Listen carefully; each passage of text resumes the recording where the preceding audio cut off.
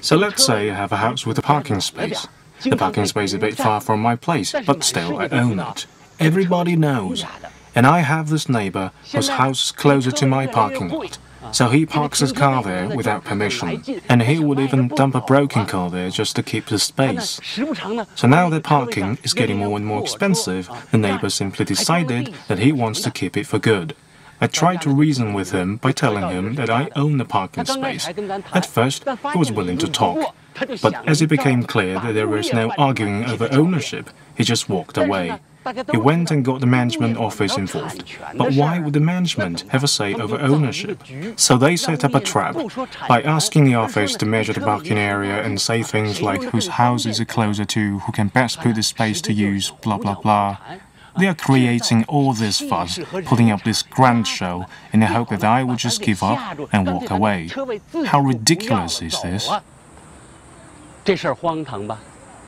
但是呢，这世界上还真就有这种事儿。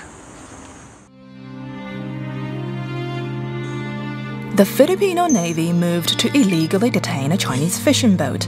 Innocent fishermen were forced to admit to illegal invasion. Those refused were held at gunpoint, forced to take off their shirts as they stood under the scorching sun. Historically, the Nansha Islands or the Spratly Islands have been Chinese territory. The Chinese first discovered, named, and administered the islands. From over 2,000 years ago, Chinese people have lived and worked on these territories as they fished, planted, traded, paid taxes, maintained order, and recorded the histories of the South China Sea.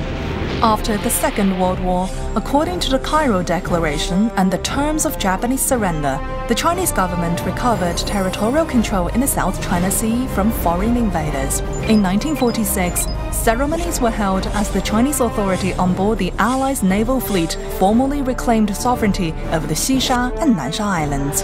In 1948, the Chinese government published a map of the South China Sea with U-shaped line. Since then, numerous maps and books published by countries all over the world clearly marked these territories as Chinese. That was the post-war international consensus. But by 1970s, as international trade boomed, the routes through these oceans gained strategic importance, and substantial oil and gas deposits were also discovered. A few countries came to occupy over 40 Nansha Islands. The Philippines mounted military campaigns to occupy 8 islands and built runways and military facilities there, and even demanded sovereignty over the Huangyan Island or the Scarborough Shoal. Such provocation was how territorial disputes between China and the Philippines came to be. In 1999, the Filipino Navy grounded an old naval ship on the beach of Renai Reef, citing a lack of spare parts as the reason for not being able to move it. But 15 years later, the Filipino Foreign Ministry openly admitted that the grounding of the ship was exactly meant to occupy the reef. In order to maintain a much-needed stable international environment for economic development, China exercised great restraints over such provocation. In 2002, a declaration was signed between China and the 10 ASEAN member countries, including the Philippines, with a commitment to the freedom of navigation and overflight in the region, and all agreed to resolve disputes through direct consultation and peaceful means. But after the United States decided to pivot to Asia in 2009, things changed. The US was to pour 60% of its naval and air force into the region and has made a point to tighten military cooperation with the Philippines. All of these in the name of protecting the freedom of navigation. The irony is, China is the largest trading nation in the world and in history ever. China relies on the freedom of navigation more than anyone. Till this day, no one has pointed to any evidence of China disrupting the freedom of navigation. In 2012, the Filipino Navy detained unarmed Chinese fishermen near the Huangyan Island. They were eventually freed by the Chinese patrol ship. The Philippines then decided to disregard China's request to negotiate and unilaterally submitted its case for arbitration under the United Nations Convention on the Law of the Sea, or UNCLOS. The Chinese sees this as an attempt to legitimize what is essentially illegal occupation, and therefore refuses to participate or to recognize the proceedings. So, what exactly are the Philippines' claims? The Philippines are saying that certain islands are not quite an island as defined by UNCLOS. They are what's called low tide elevation, because they would submerge underwater during high tides. Therefore, that is not land, quote-unquote. And if it's not land, then there is no territorial sovereignty to be claimed. Also, once it's not land, then it's a part of the ocean and thereby belongs to the Philippines, because a country may enjoy up to 200 miles of exclusive economic zone from the baseline of its coast. This is clever. They know that there is no denying of China's historic rights, so they are making this out to be a dispute over the legal definition of land or sea. But it is an attack on sovereignty in disguise. UNCLOS was designed to manage the relationship among sovereign nations' maritime rights. Sovereignty is the basis of it all. Without clarifying sovereignty, be it high tide or low tide, there is simply no basis to argue whether it's an island or not.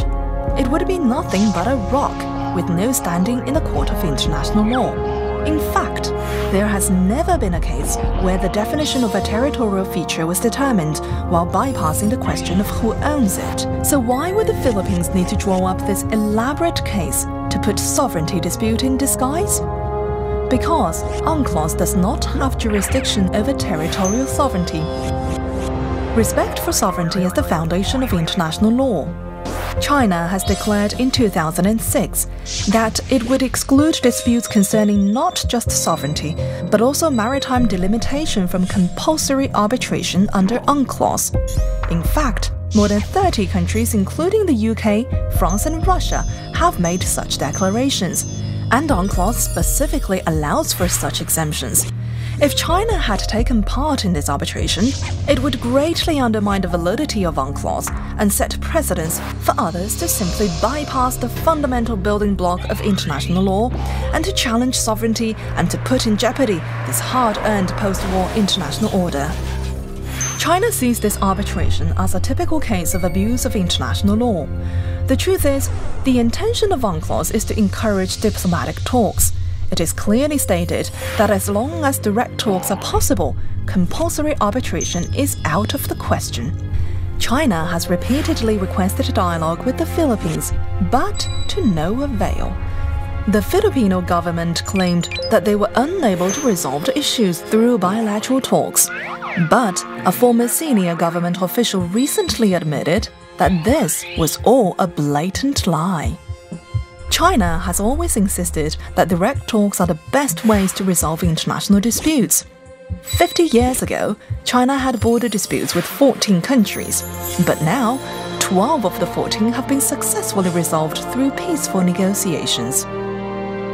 This whole South China Sea arbitration fiasco is a complete disregard of international law and historic facts. China insists on doing it the right way.